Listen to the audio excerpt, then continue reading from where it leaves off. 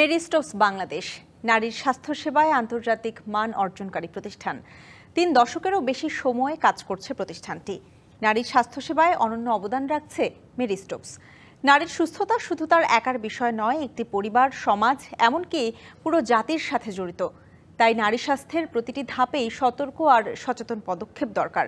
কেননা ছোট্ট একটি ভুল ডেকে আনতে পারে বড় বিপদ। তাই নারীর স্বাস্থ্য সুরক্ষায় পরম আত্মীয় হয়ে পাশে থাকে মেরিস্টোপস। নারীর সুস্বাস্থ্যে মেরিস্টোপস বাংলাদেশের এই আয়োজনে আপনাদের সাথে আছি সোনিয়া আফরিন ঈশিতা। আমাদের আজকের আলোচনার বিষয় পরিবার পরিকল্পনা সেবা ও নারীর ক্ষমতায়ন। দর্শক, এ বিষয়ে আলোচনা করার জন্য আজ স্টুডিওতে উপস্থিত আছেন মেরিস্টোপস বাংলাদেশের head of partnership and fund rising Manju Nahar. দর্শক, স্ক্রিনে দেখানো নম্বরে চাইলে আপনারাও ফোন করে নিতে পারেন চিকিৎসকের পরামর্শ। মঞ্জু নাহার, আপনাকে স্বাগত জানাচ্ছি আমাদের আজকের মেরিস্টোপস নারীর সুস্বাস্থ্য প্রোগ্রামে। আপনার কাছে শুরুতেই জানতে চাই যে আসলে পরিবার পরিকল্পনা কেন আসলে গুরুত্বপূর্ণ এবং এটির সাথে নারীর ক্ষমতায়নের সম্পর্কটা কেমন? অনেক কথা বলতে হবে। পরিবার পরিকল্পনা শব্দটি আসলে শুনলেই তো চোখে ভেসে ওঠে যে একটা পরিবার সে তার মতো গুছিয়ে চলবে, এবং পরিবারের দিকে যদি আমি তাকাই, তার মূল নিয়ন্ত্রক কিন্তু একজন নারী। তো সেই নারীটি, আমরা যদি বলি যে তার ছোট্টবেলা থেকে তার বিয়ে হলো, সংসার, তার এডুকেশন, সে বড় হবে, সে জব করবে, অথবা তার মতো করে সে আর্থিক উপার্জন করবে, ঘর সংসার সামলাবে, তাহলে এই যে পরিকল্পনাগুলো সে করবে, সেই পরিকল্পনাগুলোই হচ্ছে আমাদের একটা পরিবারকে এগিয়ে নিয়ে যাবে, একটা নারীর জীবনকে কল্যাণকর করবে, আমাদের সমাজকেও নারীর অবদানকে আরও এগিয়ে নিয়ে যাবে। আসলে পরিবার পরিকল্পনা বলতে আমরা এমনি সচরাচর বুঝি কি জানেন, যে কিছু কন্ট্রাসেপশন, পিল, কন্ডোম, হ্যাঁ, একটু হচ্ছে স্থায়ী পদ্ধতি, দীর্ঘস্থায়ী পদ্ধতি। কিন্তু পরিবার পরিকল্পনা মানে বলতে কিন্তু আসলে তা না। এইটার সাথে আমাদের জীবন ব্যবস্থা, আমাকে যদি বলেন যে পরিবার পরিকল্পনা কি, আমি বলবো এইটা একটা নারী পুরুষের জীবন ব্যবস্থা, যেটা দিয়ে আমাদের নারীর জীবন এগিয়ে চলে, পুরুষ তার সাপোর্টিভ রোল পালন করবে। এই মিলিয়েই হচ্ছে পরিবার পরিকল্পনা, যেটা আলটিমেটলি আপনি যেটা বলছিলেন মেরিস্টোপসকে বলতে গিয়ে, যে এটা একটা জাতীয় বিষয়। আসলেও তো তাই। পরিবার তো একটা সমাজের একটা সবচাইতে আদিম এবং গুরুত্বপূর্ণ প্রতিষ্ঠান, এবং সেই প্রতিষ্ঠানের চালিকা শক্তি আমাদেরকে বলতেই হবে নারী। হ্যাঁ, সুতরাং এইটুকু কথা দিয়ে আমরা বলতে পারি যে পরিবার পরিকল্পনা কেন এত গুরুত্বপূর্ণ। আর যদি আপনি আসেন যে নারীর, আপনি যে আজকে যে শীর্ষক টাইটেল নিয়ে আমরা বসেছি যে নারীর ক্ষমতায়ন, ধরেন আমাদের দেশে কিন্তু বাল্যবিয়ের হার এখনো অনেক, ঠিক না? তো আমাদের হয়ে গেল বাল্য বিয়েটা আমরা ঠেকানোর জন্য অনেক কিন্তু প্রিভেন্টিভ মেজার আমাদের সরকার, আমাদের যারা বেসরকারি সংস্থা, এমনকি এখন অনেক মানুষও সচেতন। তারপরেও তো আমরা মানে 50%-এর নিচে নিয়ে আসতে পারলাম না। তাহলে হয়ে গেল, আপনি কি তাকে জীবন থেকে বাদ দিয়ে দিবেন? তাহলে তাকে একটা আপনি গাইডলাইন দিবেন না, যাতে সে তার লেখাপড়া কন্টিনিউ করতে পারে, সে জবে যেতে পারে। তাহলে একটা ঝরে পড়া জীবনকে আমি আবার তুলে নিলাম। ঠিক একইভাবে আমি একটা মেয়ে, আমি লেখাপড়া শেষ করেছি, আমি বিয়ে করলাম, কিন্তু বিয়ের পর থেকেই সবাই বলছে বাচ্চা নাও, কিন্তু আমি চাই 2 বছর আমি 2 বছর কাজ করে আমি বেবি নিতে চাই, কিন্তু আমার সিদ্ধান্ত, আমার পছন্দ সেখানে ইগনোর করা হচ্ছে। তার মানে কি সবাই যে বিয়ের পরপরই আসলে বলতে থাকে যে বাচ্চা নাও, একজন নারীর জন্য তো আসলে এটা এক ধরনের মানসিক প্রেশারও। অবশ্যই মানসিক প্রেশার, এবং আপনি দেখেন যে তার স্বপ্নের সাথে অন্যদের চাওয়া নাও যেতে পারে, তাহলে সে কি করবে তখন? তার মানে কি যে আমরা যখন নারীর ক্ষমতায়ন, আপনি ক্ষমতায়ন অনেক দূরের পথ, আমি যদি তার একটা ওয়েলবিংয়ের কথাও বলি, তাহলে এখন আমরা এই আমরা যে শতাব্দীতে আজকে 25 সালের শেষে এসে বসেছি, আমরা একটা নারীকে কিভাবে ভিজুয়ালাইজ করি যে সে কাজ করবে, হ্যাঁ, সে তার একটা পরিচয় গড়ে তুলবে, এইটাই তো আসলে ক্ষমতায়ন, সে সুস্থ থাকবে। কিন্তু আমরা যদি দেখি যে সে 5টা 7টা বাচ্চার মা, তার পছন্দের বাইরে তাকে নিতে হয়েছে, সে অসুস্থ একটা জীবনযাপন করছে, তাহলে ক্ষমতায়ন তো দূরের অর্থাৎ এই যে কথা। পরিবার পরিকল্পনার সাথে কিন্তু আসলে অনেকগুলো বিষয় জড়িত, যেমন নারীর মানসিক স্বাস্থ্য থেকে শুরু করে নারীর শারীরিক স্বাস্থ্য, এবং সেই সাথে কিন্তু অর্থনৈতিক একটা বিষয়ও চলে আসে। হ্যাঁ, আপনি জব করবেন, ধরেন আপনি ঢাকা শহরে কাজ করছেন, আপনি এখন থাকেন একটা মানে সিঙ্গেল ইউনিট পরিবারে, আপনি যদি আপনি ডিসিশন নেবেন। আমাদের মেডস্টপসের কথা হচ্ছে, আমি কোনো টার্গেট ওরিয়েন্টেড না, আমি আমার পছন্দ মতো সময়ে, আমার একটা মন চাইলে একটা, দুটো মন চাইলে দুটা, তিনটা মন চাইলে তিনটা, কিন্তু সেটা হতে হবে আমার প্রেফারেন্স। আমি যদি আবার বলি যে এটা আমার চয়েস, যে আমি কখন মা হব, কখন মা হব না, আমি কত বছর দেরিতে মা হব, তাহলে এবং এই ডিসিশনটা একটা নারী যখন নিতে পারবে এবং তাকে যখন তার পরিবার সাপোর্ট করবে, তখনই কিন্তু সে একটা কি বলবো, একটা মানসিক ওয়েলবিং এর জায়গায় সে দাঁড়াবে। একটু আমি আপনার কাছে জানতে চাই যে আমরা বর্তমান সময়ে দেখতে পাই যে শহরে যে সকল নারীরা থাকে তারা আসলে অনেকটা সচেতন। আপনার কাছে জানতে চাই যে গ্রামের নারী এবং শহরে যারা থাকছেন সেই সকল নারীদের মধ্যে যে আসলে কি পার্থক্যটা কিরকম, তাদের চিন্তা ভাবনা বা তাদের পরিবার পরিকল্পনার সিদ্ধান্ত নিতে, এবং তাদেরকে নিয়ে আসলে মেরিস্টপস কিভাবে কাজ করছে? আচ্ছা, প্রথম কথা হচ্ছে আমরা একটা আমাদের মিশনই হচ্ছে, আমরা বলি যে children by choice not chance, মানে পৃথিবীতে যেন একটি অনাকাঙ্ক্ষিত সন্তান না আসে। তো সেটা শহরের মেয়ের জন্য, গ্রামের মেয়ের জন্য। তাহলে আমরা এটা কিভাবে কাজ করছি?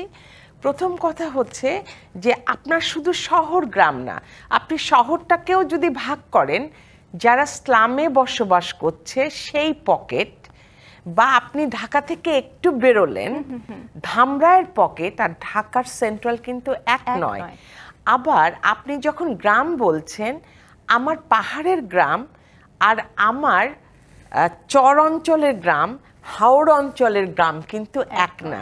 তো মেরিস্টপস এরকম জিওগ্রাফিক্যাল ডাইভার্সিটি বিশ্বাস করে যে, এবং সবার দরজায় পৌঁছানোর জন্য আমাদের একটা প্রোগ্রাম আছে, এটা খুব মানে প্রশংসিত। সেটা হচ্ছে, আমরা বলি এটা রোভিং টিম, যে ঘুরে ঘুরে সার্ভিস দেয়া। মানসিকতার কথা আমি যদি বলি, যে আসলে এখন আপনি দেখবেন গ্রামের মেয়েরাও কিন্তু যে কোনো ধরনের একটা আর্থিক মানে কার্যক্রমের সাথে জড়িত। এটা কিন্তু 80-র দশকের পর থেকে কিন্তু একটা বড় বিপ্লব ঘটে গেছে বাংলাদেশে। কিন্তু তারাও এখন জানে যে আসলেও আমার বাচ্চা আমার মতো নেওয়া উচিত, কিন্তু পরিবেশ সেটাকে অ্যালাউ করে? সবসময় আসলে সেটা একদমই অ্যালাউ করে না।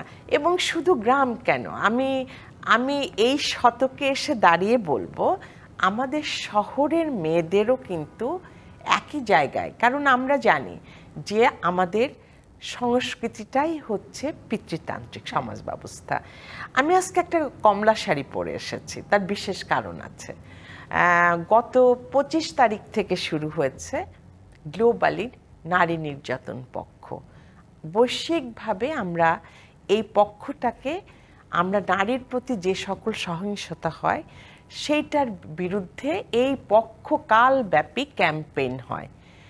তো সেই পক্ষকালেই মানে আজকে আমি স্টুডিওতে, তো দেখেন এই যে প্রজনন স্বাস্থ্য, এই যে মা হওয়া না হওয়া, আমি কনসেন্ট দিলাম কিনা আমি কোনো যৌন সম্পর্কে যেতে চাই কিনা, বিয়েতে কনসেন্ট দিলাম কিনা, এইগুলোর সাথে কিন্তু ভায়োলেন্স একেবারে নিবিড়ভাবে জড়িত, নিবিড়ভাবে। এবং ডোমেস্টিক ভায়োলেন্সের বড় একটা কারণ এই, আমি অনেক মেয়েদের সাথে কথা বলে দেখেছি যে ধরেন পরপর দুটো মেয়ে হয়েছে, মা ইজ ভেরি হ্যাপি, কিন্তু বাবা বা শ্বশুর বাড়ি, ইভেন ধরেন শ্বশুর বাড়িও মেনে নিচ্ছে, কিন্তু পাড়া প্রতিবেশী মানছে না যে তোমাদের বংশের কি হবে।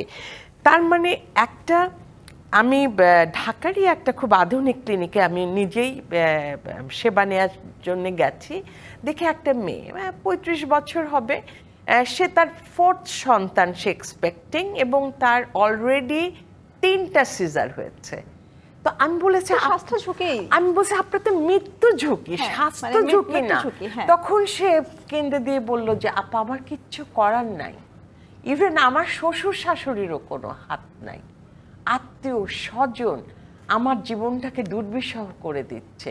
এবং যে ডাক্তারের কাছে আমি দেখাচ্ছি তিনিও বলছেন যে আপনি অসম্ভব ঝুঁকিপূর্ণ অবস্থায় আছেন।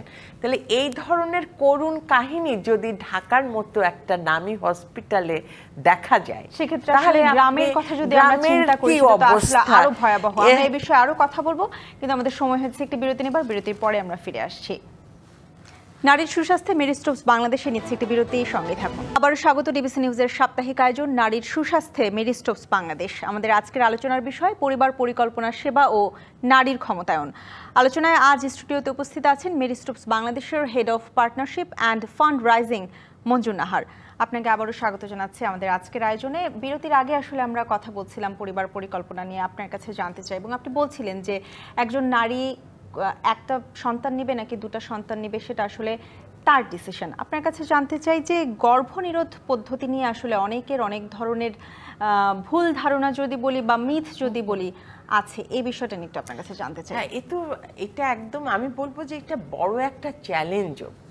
আমরা যে পরিবার পরিকল্পনা সেবা, সেটা সরকারি হোক বেসরকারি সংস্থা, মানে আমি যদি একটা উদাহরণ দিই যে একটা পদ্ধতি আছে, আমরা বলি এটাকে আইইউডি, এটা একদম নন হরমোনাল, এবং খুব ইন্টারেস্টিংলি অন্য মুসলিম কান্ট্রিগুলোতে এটার পপুলারিটি অনেক হাই, কিন্তু আমাদের দেশে নাই।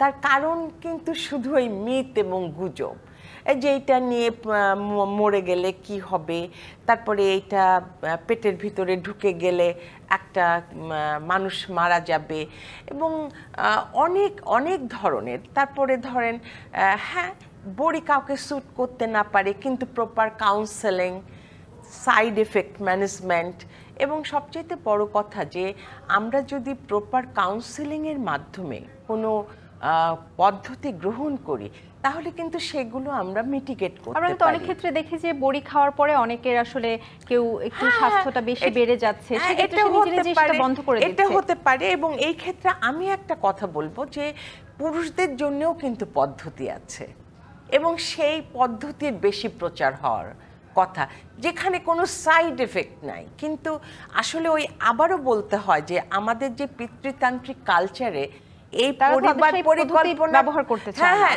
না চায় না, এবং এই পদ্ধতির দায়ভারও কিন্তু মেয়েদের শুধু পদ্ধতি ব্যবহারের ক্ষেত্রে নয়।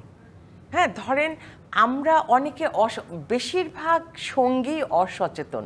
ধরেন আমি পিল খাচ্ছি, আমার মুড সুইং হচ্ছে, তাহলে আমার হাজবেন্ড তো আমার সাথে যে ওই কাউন্সিলিংটা নিচ্ছে না, সে তো বুঝতে পারছে না যে এই কারণে তার এইটা হচ্ছে, সে ওই কারণেই হয়তো বউকে বকাঝকা করে দিল। এই জন্য আমরা বলি যে এই মিথগুলো দূর করার জন্যে প্রথম দরকার হচ্ছে মেল পার্টিসিপেশন।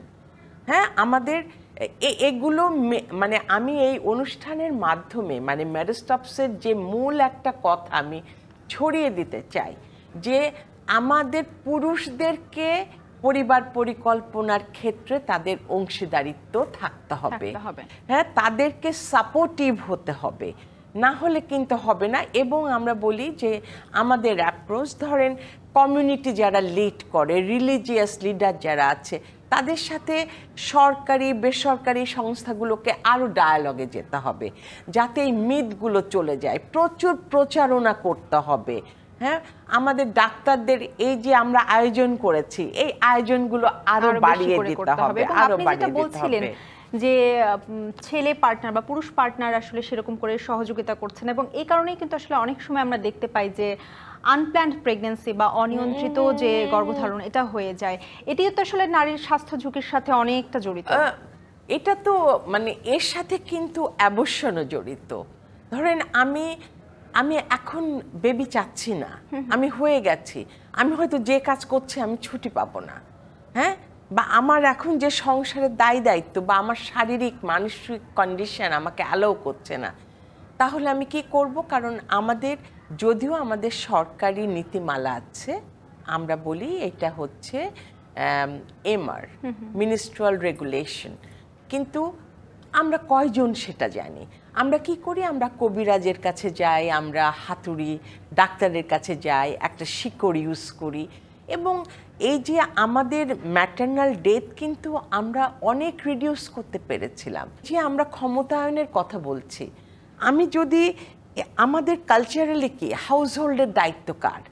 যতই বলি না কেন মেয়েদের, তাহলে আমি বাচ্চা পালবো, রাতে জাগবো, আমি অফিস করব, আমি রান্না করব, তাহলে আমি কিভাবে নিজের পায়ে দাঁড়াবো? আর আমি যদি আর্থিকভাবে নিজের পায়ে না দাঁড়াতে পারি, আমার ক্ষমতায়ন আসবে কি করে? মূল্যায়নটাও তখন হবে না। আমার কোনো মূল্যায়ন, আমাদের তো এমনিতেই কেয়ারিং ওয়ার্কের কোনো মূল্য নাই। তারপরে যদি আমি নিজেকে না দাঁড় করাতে পারি, এবং এটা শুধুমাত্র এই কথা বললে হবে না যে মধ্যবিত্ত শ্রেণী বা উচ্চবিত্ত শ্রেণী। আমার এখন আপনি দেখেন আমাদের গার্মেন্টস, খেতে খামারে মেয়েরা কিন্তু সবাই এখন কম বেশি আর্থিক কাজে নিযুক্ত। তাহলে সেই কাজ করতে গেলে তার যে ফ্যাসিলিটি দরকার, তার যে স্পেস দরকার, সেটা তো আমাদেরকে দিতে হবে। এবং আর একটা কথা মনে রাখতে হবে, পরিবার পরিকল্পনা কেবল নারীদের দায় নয়, এই দায় কিন্তু রাষ্ট্রের পর্যন্ত। সেক্ষেত্রে কি আসলে পরিবার পরিকল্পনার বিষয়টি আমাদের শিক্ষা খাতে আরো ভালোভাবে আনা জরুরি? আনা জরুরি কতকটা আছে, কিন্তু আমাদের সোশ্যাল ট্যাবু তো ভীষণ স্ট্রং। হ্যাঁ, আমরা এখনো পর্যন্ত মিনিস্ট্রিয়াল হেলথ হাইজিন নিশ্চিত করতে পারিনি। কেবল তার প্রধান কারণ যদি আমি বলি, সেটা হচ্ছে আমাদের মানসিকতা। তো পরিবার পরিকল্পনার ক্ষেত্রেও সেই একই কথা প্রযোজ্য, যে আমরা কন্ট্রাসেপশন নিয়ে কথা বলতে চাই না, আমরা সেক্সুয়াল লাইফ নিয়ে কথা বলতে চাই না, এবং যেগুলো নিয়ে আসলে কাজ করছে কিন্তু মেরি স্টোকস বাংলাদেশ। আপনার কাছে জানতে চাই যে এই যে পরিবার পরিকল্পনা খাতে মেরি স্টোকস বাংলাদেশ কিভাবে আসলে সকলের দোরগোড়ায় গিয়ে সেই সেবাটা পৌঁছে দিচ্ছে? অনেকভাবে আমাদের এখনো 36টা ক্লিনিক আছে, একেবারে প্রত্যন্ত অঞ্চলেও আছে। আমি যদি কুড়িগ্রামের কথা বলি, আমি যদি জয়পুরহাটের কথা বলি, তো এরকম প্রত্যন্ত এলাকায় তো আছে। সেখানে আমরা আমরা বলবো যে আমরা সব সময় কাউন্সেলিং, প্রাইভেসি, আমরা এগুলো মেনটেন করি এবং আমরা এনকারেজ করি। এই যে বলছিলাম মেল পার্টিসিপেশনের কথা, আমরা খুব এনকারেজ করি যাতে তার পার্টনার তার সাথে আসে, আমাদের কথা শোনে, সেটা একটা জিনিস।